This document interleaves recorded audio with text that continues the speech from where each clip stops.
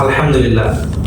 আল্লাহ তাআলার আপনি যত বেশি কৃতজ্ঞতা প্রকাশ করবেন, যত বেশি ওনার প্রতি শুকরিয়া আদায় করবেন, আপনার নিয়ামতকে আরো তত বেশি কিন্তু আল্লাহ বৃদ্ধি করে দিবে। দেখেন, আজকে আপনি যে অবস্থানে আছেন, অনেকের কাছে এই অবস্থানটাই হয়তো একটা স্বপ্নের মতো, যে আল্লাহ যদি কোনোভাবে আমাকে ওই জায়গাটা পর্যন্ত যাওয়ার সুযোগ দিত, তাহলে আজকে আপনি যে অবস্থানে আছেন না কেন, ওই অবস্থান থেকে আপনি শুকরিয়া আদায় করেন এবং কৃতজ্ঞতা প্রকাশ করে আপনি আরো পরিশ্রম করেন। আল্লাহ তাআলা কিন্তু আপনার এই নিয়ামতকে আরো অনেক বেশি বৃদ্ধি করে দিবে।